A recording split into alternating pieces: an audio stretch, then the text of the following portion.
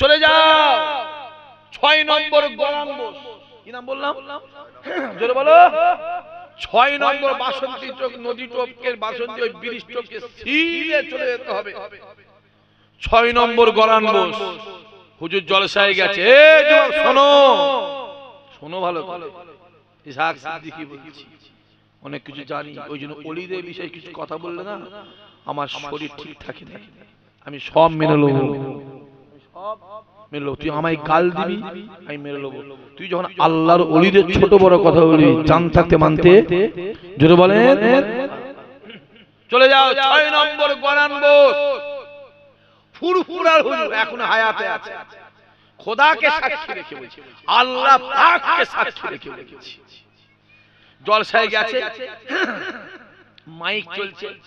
জলসার পাশে একটা মসজিদ আছে, একটা মসজিদ, পুকুর আছে, মসজিদে একটা মেয়ে, পুকুরে একটা মেয়ে, ওই 5-7 বছরের মেয়ে, একটা বাচ্চা মেয়ে পড়ে মারা গেছে। পড়ে অলরেডি মরে ভেসে উঠেছে, ভেসে উঠেছে। যে খোঁজ খোঁজ খোঁজ খোঁজ খোঁজ খোঁজ খুঁজে পায়নি। একজন উজু করতে গেছে, নামাজ পড়ে মুরব্বি মানুষ দেখছে ঘাটের ধারে ওই কাপড়ের এটা ভাসছে, মানে সালোয়ার পরে আছে বা কাপড়ের পরে ভাসছে।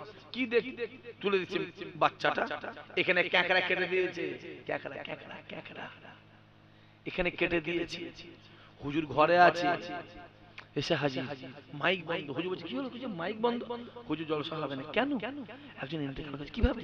হুজুর পানিতে পড়ে ইন্তেকালের বাচ্চা মেয়ে হুজুর, তার একটাই মেয়ে হুজুর, এখানে ক্যাকড়া কেটে দিয়েছে। যে যাও কাল সকালে গাড়ি ভাড়া করে চলে যাও।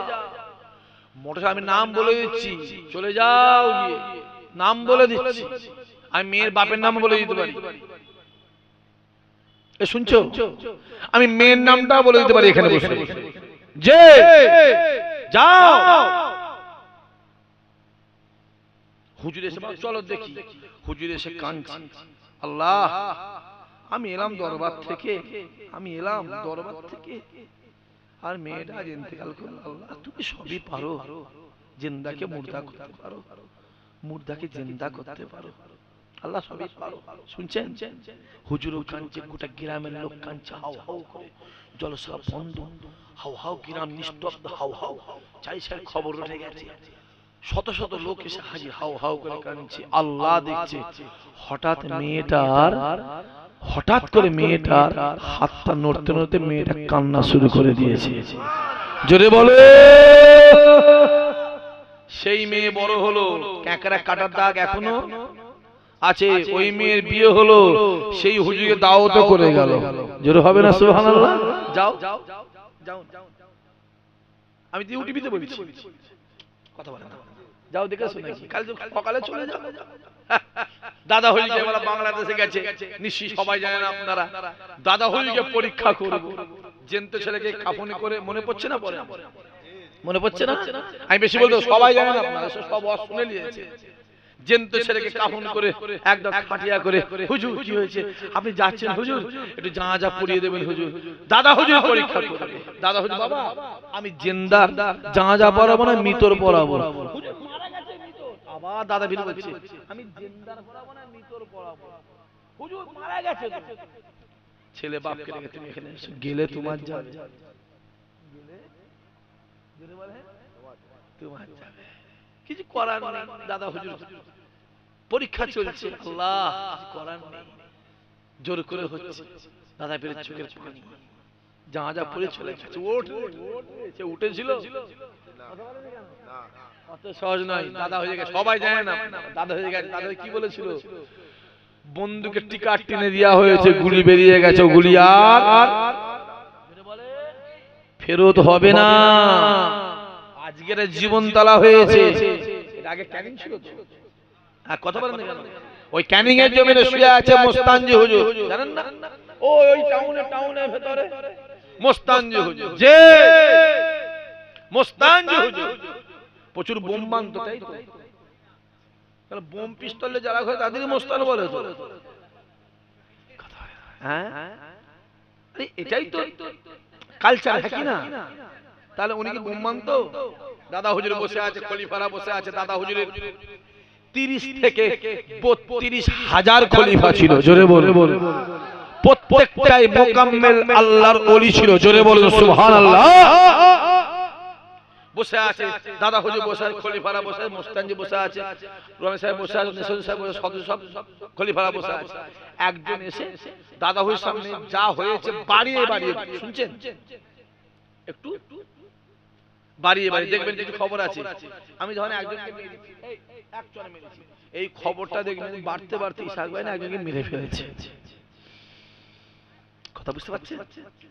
ইসাক ভাই মেরে, আচ্ছা আদৌ কি মেরে ফেলেছি? আমি একটা মেরেছি, একই না? ও বাড়িয়ে বাড়িয়ে বলেছে। মোস্তানজি এসে হুজুর একদম হুজুরের সামনে তার কলারটা ধরে, এই কম বক্তা, তুই আমার পীরের সামনে যা ঘটেছে তুই বাড়িয়ে বাড়িয়ে বলছিস? হ্যাঁ, দাদা বলছে আরে কি হলো জানো না? বলছে হুজুর ও মিথ্যা বলছে। হ্যাঁ বলছে ও মিথ্যা বলছে হুজুর, আমাকে আল্লাহ জানিয়ে দিয়েছে। জোরে হবে না? দাদা বলছে ছাড়ো ছাড়ো ছাড়ো হুজুর, ছেড়ে দাও, ছেড়ে যাও। আরে এটা আমার মুস্তান। জোরে হবে না সুবহানাল্লাহ? দাদা হুজুর বলল মুস্তান, গোটা বাংলার মানুষ তাকে মুস্তানজি হিসাবে চিনে নিল। জোরে হবে না? অত সহজ নয়। ক্যানিং এর মুস্তানজি হুজুর, ক্যানিং টাউন, ক্যানিং টাউন হুজুর বসে আছে। ওই ডায়মন্ড হারবার, জয়নগর, মগরাহাট, ওই কুলপি কাকদ্বীপ থেকে একটা যুবক এসেছে। আর দাদা হুজুর খেরিয়া সুবি সাহেব আছে পারে, খেরিয়া সুবি সাহেবের জলসায় হুজুর যাচ্ছে। ওরা প্রতি বছর চৈত্র মাসের 4 তারিখে হয় মাহফিলটা। আমি বহুবার গিয়েছি। আমাকে ওই ওখানকার মানে হুজুরের আওলাদ আবুল কালাম সাহেব প্রতি বছরই বলে, এবছরও বলেছিল যে ভাইজান আসেন, ভাইজান আমার হবে মনে সম্ভবত 19 চৈত্র না 20 চৈত্র হবে, ভাইজান আমার ফাঁকা হবে। আমি চেষ্টা করি, তারপরও কথা দিয়েছি আল্লাহ চাই ইনশাআল্লাহ পরের বছর চেষ্টা করে দেখব। দাদা হুজুর জলসায় গেছে। এই যুবক গিয়ে এবার তো এখন তো ব্রিজ হয়েছে, আগে ব্রিজ ছিল, আগে নৌকা, গিয়ে দেখছে রাত হয়ে গেছে তো নৌকা চলাচল বন্ধ হয়ে গেছে। কি করি কি করি, গিয়ে ওই মোস্তানজি কাছে গেছে। আসসালামু আলাইকুম। আসসালাম হুজুর, এই পারে দাদা হুজুর এসে যাবেন? বলছে হ্যাঁ যাব। কখন যাবেন? মোস্তানজি বলছে আমি পরে যাব। তা তুমি? বলছে হুজুর আমি যাব, নৌকা বন্ধ। কি করে যাব? মোস্তানজি বলছে তুমি কি করে যাবে তোমার ব্যাপার। যুবক বলছে হুজুর আপনি কি করে যাবেন? মোস্তানজি বলেছিল আরে আমি তো নদীর উপর দিয়ে পানি দিয়ে হেঁটে হেঁটে যাব। চিল্লে বলবেন না? আরো জোরে হবে না? আমি তো হেঁটে হেঁটে যাব। হেঁটে হেঁটে পানি দিয়ে যে মোস্তানজি বলছে এই ঈশা নামাজ পড়েছো? যে হুজুর না, যাও নামাজ পড়ো। নামাজ পড়া হয়ে গেছে। বাবু তুমি থাকো আমি যাই। বাবু বলছে হুজুর আমি তো আপনার সঙ্গে যাবো, এখানে অনেক ব্যাপার আছে, অনেক বড় কথা আছে, অনেক আলোচনা আছে, আমি ওদিকে ডিটেইলস যাচ্ছে, সময় নেই। হুজুর যাবো? বলছে না না যাবো। বলছে হুজুর যাবো। হুজুর যাবো আপনার সঙ্গে। শোনো, সমুদ্র নদীর পাড়ে গিয়ে দাঁড়িয়েছে, শুনছেন আপনারা? দাঁড়িয়ে বলছে চোখ বন্ধ করো, আমি যখন চোখটা খুলতে বলবো, জোরে বলে, তখন খুলবে, তার আগে খুলবে। হাতটা ধরে মোস্তানজি হুজুর যুবকটা এরকম নদী তো এইভাবে হেঁটে হেঁটে হেঁটে হেঁটে পানির উপর দিয়ে বেরিয়ে যাচ্ছে। জোরে বলে যুবক বলছে আমি এই দিকে ছিলাম, হেঁটে হেঁটে পানির উপর দিয়ে যাই কি করে? জোয়ান ছেলে বুঝতে পারছেন না, সে মনে করছে আমাকে মানে ঘুরিয়ে নদীর পাড় দিয়ে হাঁটাচ্ছে। একবার চোখ খুলে দেখি, কথা বুঝতে পারছি, যেই চোখ খুলে যায় এতটা, এই যে হুজুর ধরে আছে, এই যে ধরে আছে, হাতের টান পড়বে না পড়বে না? হুজুর বলছে কি হলো? বলছে হুজুর ডুবে গেল। আরে চোখ বন্ধ কর। চোখ বন্ধ করেছে। অনেক এখানে আরো অনেক আলোচনা আছে, এখানে এরমে তাসবের ব্যাপার আছে। পার হয়ে চলে গেছে, গোটা জামা কাপড় ভিজে গেছে, ঘন্টাখানে নদীর পাড়ে বসেছে, জামা কাপড় হালকা মতো শুকিয়েছে। আসে দাদা হুজুর দরবারে যাচ্ছে। যখন দাদা হুজুর দরবারে যাচ্ছে, যুবককে দাদা হুজুর দেখে বলছে কি গো যুবক, হ্যাঁ মোস্তানজি যা বলেছিল শুনতে হবে তো, চোখ খুললো হবে? জোরে হবে না সুবহানাল্লাহ? আর নদীর উপরে নৌকা করে এলে না হেঁটে হেঁটে এলে? জোরে হবে না সুবহানাল্লাহ? যে অত সহজ নয় বাবাজি।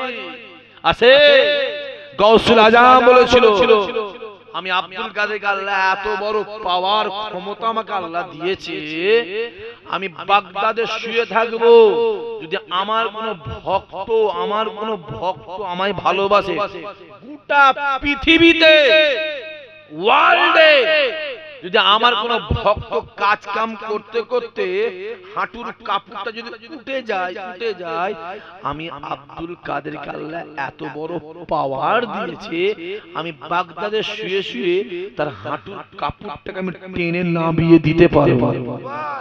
আরো জোরে হবে না? কে কি করলো দেখার দরকার নেই বাপ, কে কি করলো দেখার দরকার। অনেকজন অনেক কিছু বলবে, অনেকজন অনেক কিছু বলবে। নিজের বুদ্ধিতে ফকির হও, পরে বুদ্ধিতে বড় খনি। এখন উড়ে এসে জুড়ে বসার লোকের সংখ্যাটা কম না বেশি? জোরে বলে বেশি। বাপ বাগান রেখে গেছে, ছেলে শুধু বিক্রি করছে খাচ্ছে। বিক্রি করে খাওয়াটা মজা বেশি না কষ্ট করে কেনাটা মজা বেশি? বলে বিক্রি করে খাওয়াটা মজা বেশি। আরে ফ্রি পয়সায় বাপের জিনিস বিক্রি করছে।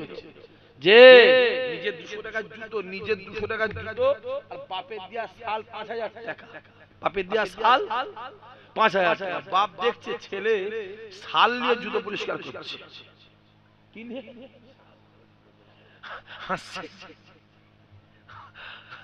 হাসি পাবে তো। সাল নিয়ে বাপ বলছে তুই একটা শাল নিয়ে জুতো পরিষ্কার করছিস, জুতো দাম তো 200 আর শালের দাম 5000। ছেলে বলছে আব্বা আপনি জানেন না, ও তো শাল তোমার পয়সায় কিনা, জুতো তো আমার পয়সায় কিনা, ও তোমার গেলে অসুবিধা নেই, জুতোর দাম আমার কাছে বেশি। সেই চলছে। আল্লাহ আমাদের কবুল করেন, আল্লাহ আমাদের হেফাজত করেন। এটা দুনিয়া বাবাজি, অনেক কিছু হচ্ছে, কিছু একটা হতে হবে। এখন জানবে দুলালের তাল মিশরি নকল মালের গায়ে লেখা আছে নকল হইতে সাবধান, কোনটা আসল আর কোনটা নকল জোরে বলে বুঝতে পারছি না তো। যে দেখছি রাসূলুল্লাহ সাল্লাল্লাহু আলাইহি ওয়াসাল্লাম কাছে সেই আবার রাসূলুল্লাহকে ছোট বড় কথা বলছে। আমার কথা বুঝে যাচ্ছে? এলাকায় জলসা বসুর হয়, জলসায় যাবেন, যেই দেখবেন আমার নবীকে ছোট করছে সিটে চলে আসবেন, উঠে জানবেন আমার মদিনা ওয়ালাই হলো আমাদের জন্য জান্নাত। জোরে বলুন, আরো জোরে হবে না? কিয়ামতের ময়দান হবে। এ জওয়ান যুবকেরা, আমার আল্লাহ ডাক দেবে জিবরাইল রে, এ জিবরাইল রে যাও, চলে যাও, চলে যাও, আমার হাবিবুল্লাহকে নিয়ে আসো। আমি আল্লাহ কিয়ামত শুরু করতে চাই, আর দেরি করব না, আমি কিয়ামত শুরু করতে চাই। হযরতে জিবরাইল আমি গোটা দুনিয়া জমিনটাকে তন্ন তন্ন তন্ন তন্ন করে খোঁজে, হাবিবুল্লাহকে কোথাও না পেয়ে আস্তে আস্তে আরশে আজিমের নিচে সিজদায় পড়ে যায়। আয় রব্বুল আলামিন আল্লাহ, আমি গোটা দুনিয়া জমিনটাকে তন্ন তন্ন করে খুঁজেছি আল্লাহ, আমার হাবিবকে না পেয়ে আমি আপনার কাছে এসেছি। আরশে আজিমের দরওয়াজা খুলে যায়, এ জিবরাইল যাও দুনিয়া জমিনে যাও, দুনিয়া জমিনে গিয়ে দুনিয়াটা খুঁজে এসো। হযরত জিবরাইল আমি পুরো দুনিয়া জমিনটাকে তন্ন তন্ন করে খুঁজে দ্বিতীয়বার আমার নবীকে না পেয়ে আরশে আজিমের নিচে সিজদায় পড়ে যাবে। আওয়াজ আসতে লাগবে, এ জিবরাইল দুনিয়া জমিনে যাও, এখান থেকে দেখবে একটা আলো, একটা আলো আরশে আজিমের দিকে উঠে গেছে। আমি আল্লাহ জানিয়ে দিলাম ওই জায়গাতে আমার হাবিবুল্লাহ ওইখানে সিজদায় পড়ে আছে।